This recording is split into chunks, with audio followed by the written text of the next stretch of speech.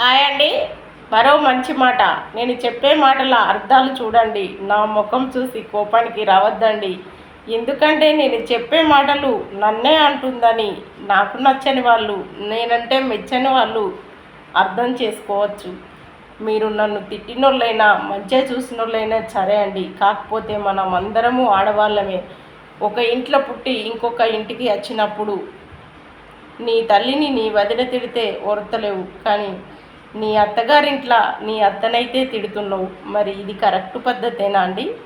ఎవరైనా నీ తల్లి లాంటి వాళ్ళే. కోపం వచ్చినప్పుడు ఏ మాట అనాలా అనద్దా అని నీ అత్త అంటే భర్తను కన్నది కాబట్టి నీ భర్త నీకు ఎంత గొప్పనో నీ అత్త కూడా అంతే గొప్ప స్థానం. నీ భర్త నీ చేతులు ఉండడని నీ అత్త పనికిరాని చీపిరి లెక్క తీసేయకు. కోపం వస్తే దూరం ఉంచు. కోపం వస్తే అనాల్సిన మాటలను, కానీ అసలు అనకూడని మాటలు, నోట్లకెళ్ళి వెళ్తేనే పాతకం పట్టుకునే మాటలు మీరు అంటే మిమ్మల్ని చూసి నీ బిడ్డ నేర్చుకోదా? నీకు వచ్చే కోడలు తర్వాత తెలుసుకోదా? ఏంటి ఇలా అంటున్నావనా? తరతరాల కింద దాచిన బంగారం వెండి ఏదో ఒక తవ్వకంలో బయటపడ్డట్టే ఈ రోజుల్లో మన బిడ్డైనా మన కోడలైనా చాలా తెలివిమంతులు.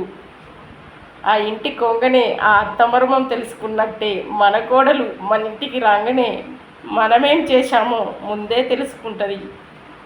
ఒక్క మాట అనుడు చూసే నువ్వు నీ అత్తను బాగా చూసావు కదూ, చెప్పమంటావా అని ఎక్కాల బుక్కు చదువుతుందండి. మరి అది గుర్తుపెట్టుకుంటే మీరు మీ తల్లిని అనద్దన్న మీరు మీ అత్తను కూడా మీరు అనరు. అత్త అంటే ఎప్పటికైనా గొప్పదే. నోటికొచ్చిన మాట అనద్దు. ఎన్ని పూజలు చేసినా తొలగని పాతకం పెట్టుకోవద్దు. కోపం ఉంటే దూరం ఉంచండి. ఒక పూట అన్నం పెట్టకండి, మార్చండి. కానీ అంత గలీజు మాటలైతే అత్తను అనద్దండి. నేను చెప్పేదన్లా మీకు నిజమనిపిస్తే అర్థం చేసుకోండి. నాపై అయితే ఎవ్వరు కోపం పెట్టుకోవద్దండి. అందరము ఆడవాళ్ళమే. ఆడవారికి ఆడవారం విలువిద్దామని చెప్తున్నా. అందరింట్లో కొట్లాటలు లొల్లులు ఇది సాధ్యం, కానీ మరీ అనరాని మాటలని ఇతరులు నేర్చుకునే పద్ధతి అయితే మెదలొద్దని చెప్తున్నా. మీరు చేసిన పద్ధతే మీ బిడ్డ చేస్తుంది, మీ కోడలు చేస్తుంది తప్పకుండా. ఎందుకంటే పూల చెట్టు పెడితే దాని కింద పూల చెట్టే మొలుస్తుంది, ముళ్ళ చెట్టు పెడితే దాని కింద ముళ్ళ చెట్టే మొలుస్తుంది.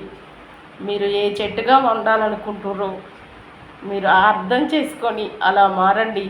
మీ ఇల్లు పూలవనమా ముళ్ళ వనమా మీరే ఆలోచించుకోండి. బాయ్ అండి.